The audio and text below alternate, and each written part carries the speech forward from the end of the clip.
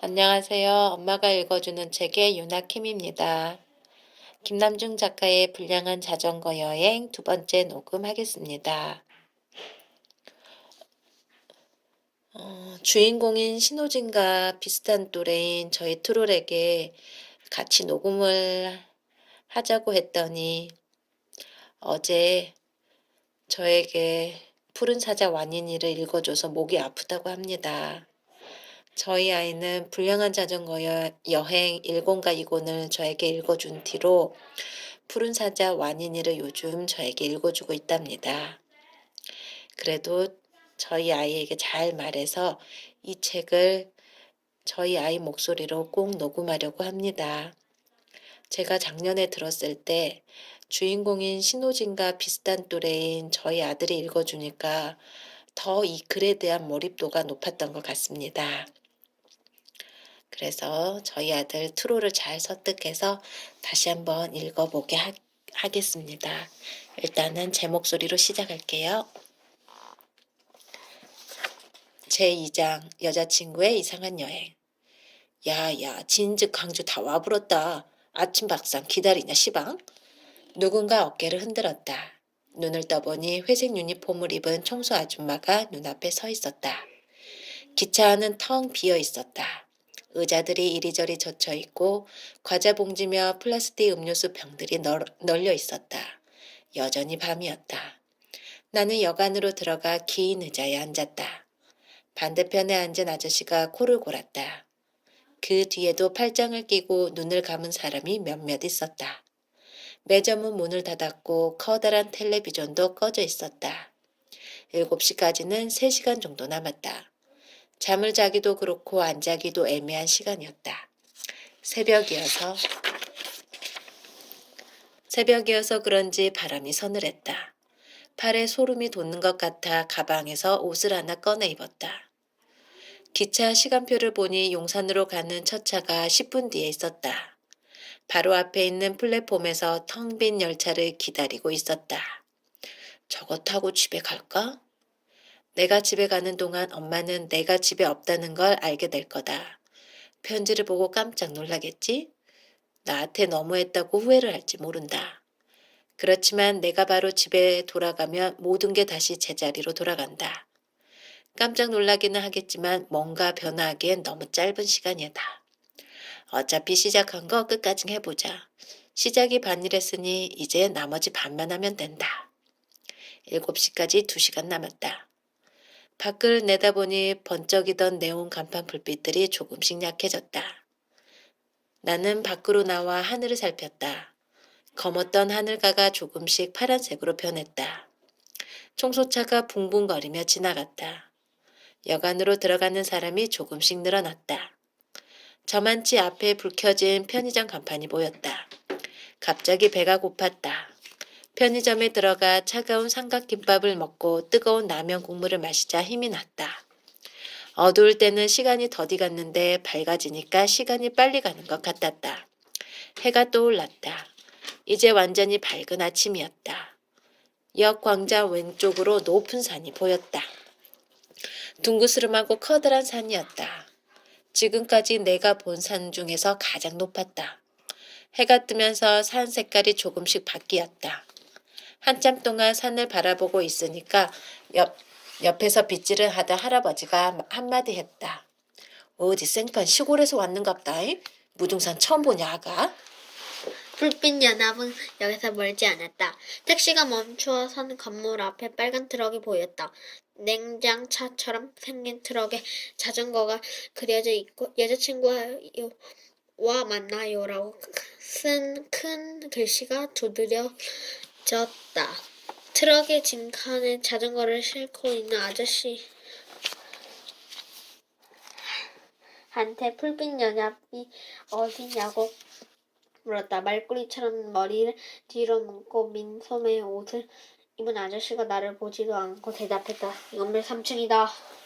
계단을 올라가는데 누군가 끙끙대며 내려왔다. 커다란 아이스 박스를 든 삼촌이었다. 삼촌을 보자 갑자기 눈물이 나려고 했다. 이제 끝이구나. 안심이 되었다. 삼촌! 목소리 끝이 떨렸다. 왔냐? 삼촌은 걸음을 멈추지 않고 내려가더니 금방 다시 올라왔다. 뭐해? 집 나라야지. 나는 삼촌이 시키는 대로 쌓여있는 짐더미에서 내 힘이 맞는 걸 골라 트럭으로 날랐다. 트럭 뒷칸에는 자전거 세대와 공구상자 커다란 가스통 집에서 쓰는 가스레인지가 실려 있었다. 텐트와 침낭도 여러 개 있었다. 커다란 물통, 아이스박스, 쌀자루도 보였다. 축구공, 채소 더미, 초콜릿과 양갱 상자를 실었다. 라면 꽁치랑 고등어 통조림, 무랑 상추, 커다란 바나나도 몇 송이나 날랐다. 짐을 다 싣자 삼촌이 말꼬리 아저씨한테 나를 소개했다. 만서가, 이번에는 내 조카도 따라가기로 했다. 집 날라줄 때는 아무 말이 없었던 말꼬리 아저씨가 나를 보고 얼굴 찌푸렸다. 갑자기 이런 게 어디 있어? 우리가 지금 놀러 가는 거야? 삼촌이 자판기에서 커피를 뽑으며 말했다. 조수 한 명 필요하지 않냐? 조수? 조카라며! 상관없잖아. 송곳처럼 날카롭던 말꼬리 아저씨의 눈이 순식간에 하회 탈 눈을 변했다. 말꼬리 아저씨가 내게 손을 내밀었다. 여자친구가 된 걸 환영하다. 만삭이 형이라고 불러. 난 남잔데 웬 여자친구? 뭐가 뭔지 모르겠지만 내민 손 거절하기도 어색해서 나도 손을 내밀었다. 삼촌이 나를 보고 시우 웃었다. 느낌이 묘했다.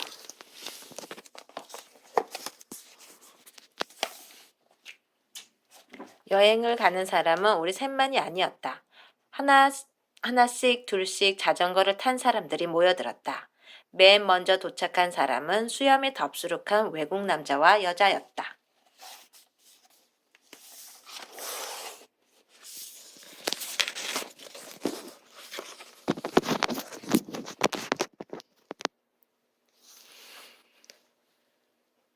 둘 다 자전거 앞뒤에 가방을 몇 개나 매달았다. 뒤이어 중학생 같은 누나가 왔고 배 나온 아저씨도 왔다.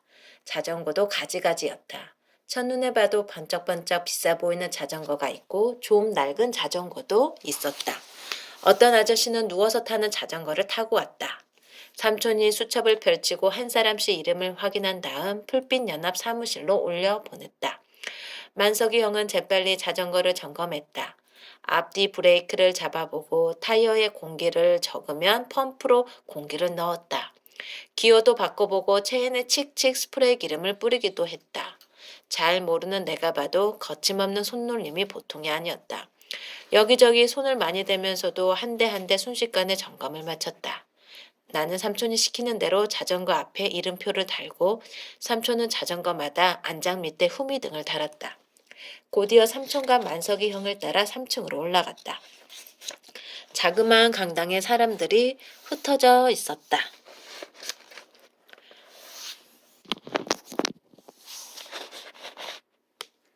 몸에 딱 붙어 민망한 자전거 옷을 입은 사람도 있고 반바지에 샌들을 신는 사람도 있었다. 한눈에 봐도 다들 모르는 사이라는 게 표가 났다. 삼촌이 수첩을 들고 이름을 불렀다.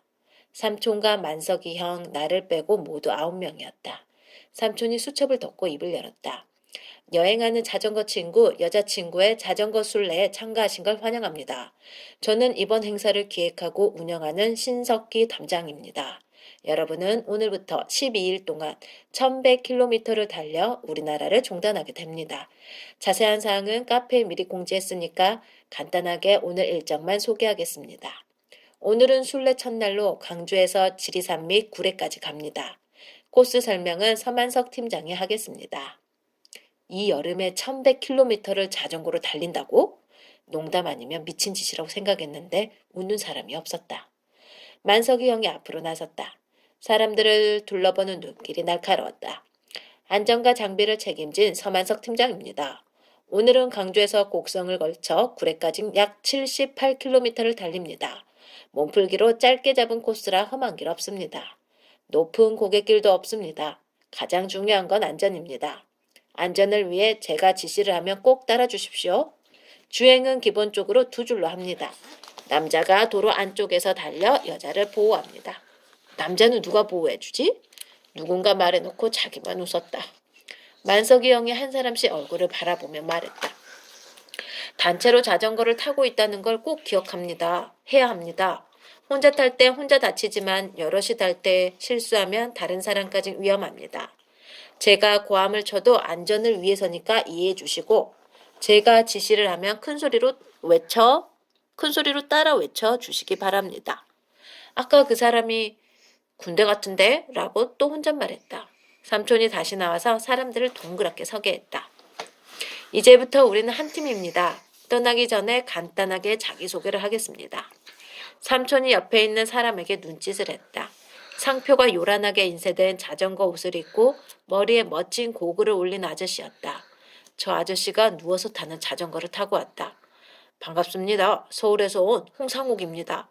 다음은 키 큰 누나였다. 안녕하세요. 춘천교대 2학년 이지은입니다. 다음 달에 군대 가는 울산대 1학년 허동혁입니다. 재미있게 생긴 형이 소개를 마치자 외국 남자가 앞으로 나섰다. 이름은 웨인이라며 뭐라고 길게 말하긴 했는데 무슨 뜻인지 알 수가 없었다. 리나라는 외국 여자도 마찬가지였다. 배 나온 아저씨가 상욱이 아저씨한테 물었다. 뭐라는 거요? 자전거로 세계 일주 중이라네요. 우리나라 찍고 중국으로 간대요. 어디 사람이래요? 캐나다요. 배 나온 아저씨 이름은 목영우였다. 그 옆에 마르고 키 큰 아저씨가 배병진이었다. 중학생같이 보인 누나는 용인에서 온 배은영. 아빠가 강제로 보냈다고 투덜거린 누나 이름은 대구에서 온 박희정이었다. 그렇잖아도 기억력이 나쁜데 갑자기 이름들이 쏟아지니까 머리가 아팠다. 웨인과 리나 말고는 그 이름이 그 이름 같았다. 내 순서가 되었다. 얼굴이 확 달아올랐다. 안녕하세요. 저는 서울에서 온 신호진입니다. 삼촌이 말을 덧붙였다. 호진이는 간식 담당입니다. 사람들이 박수를 쳤다. 나는 삼촌을 쳐다봤다. 삼촌이 내 눈을 피했다. 잘 부탁해. 지은이 누나가 내 어깨를 툭 쳤다.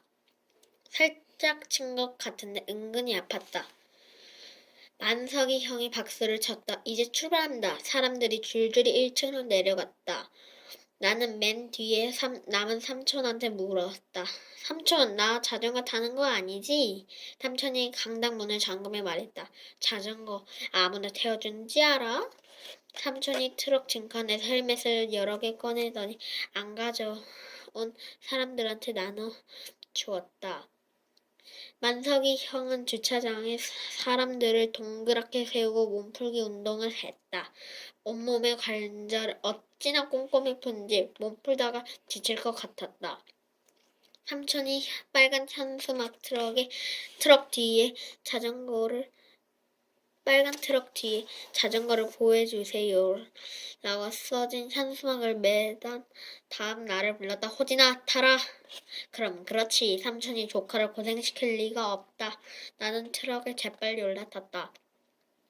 트럭 안에는 수첩, 모자, 휴대전화, 충전기, 지도책, 먹대나무, 과자들이 널려 있었다. 의자 뒤쪽 빈 곳에는 구급상자, 작은 가방, 확성기, 일회용 비오, 경찰이 들고 다니는 빨간 경광봉 같은 게 실려 있었다.